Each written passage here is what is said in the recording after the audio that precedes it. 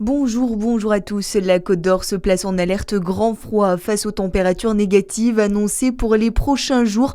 Le préfet a activé le plan grand froid. Météo France prévoit des nuits particulièrement glaciales sur l'ensemble du département. Conséquence immédiate, le dispositif zéro refus est enclenché. Toute personne qui contacte le 115 doit se voir proposer une solution d'hébergement avec des places ouvertes en urgence.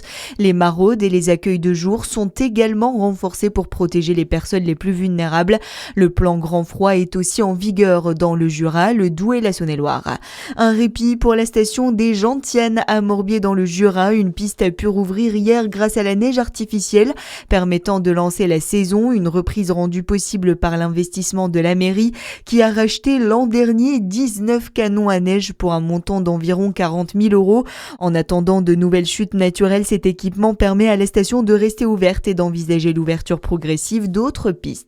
Les autorités sanitaires renforcent leur vigilance face à la grippe aviaire. Un premier foyer a été confirmé la semaine dernière dans le Jura, avec des conséquences concrètes pour les éleveurs comme pour les particuliers. Une zone réglementée est désormais en place et plusieurs activités sont temporairement encadrées. Les précisions de Zachary Bro. Oui, le virus a été détecté sur 6 cygnes retrouvés morts près d'un étang situé entre Aumont et Houssières.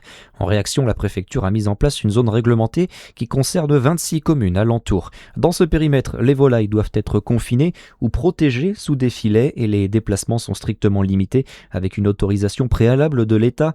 La vente directe de volailles à la ferme est suspendue, tout comme la chasse au gibier d'eau et au gibier à plumes à proximité des plans d'eau.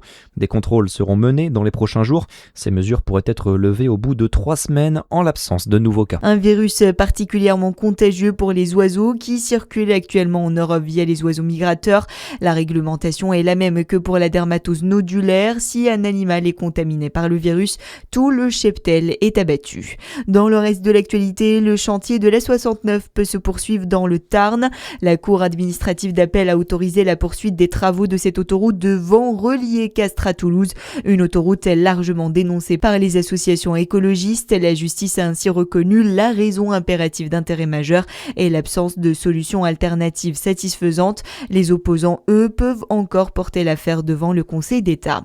Les festivités du Nouvel An sous haute surveillance. Le ministre de l'Intérieur Laurent Nunez a détaillé le dispositif qui sera déployé demain soir pour la Saint-Sylvestre. 90 000 policiers et gendarmes seront mobilisés en France, dont 10 000 à Paris. Et puis Beyoncé entre dans le club des milliardaires. La reine de la pop devient la 5e musicienne à entrer dans ce groupe très fermé des chanteurs ayant franchi ce cap où figure déjà son époux Jay-Z et Rihanna notamment. Voilà pour l'actualité. Très bonne journée sur Fréquence Plus.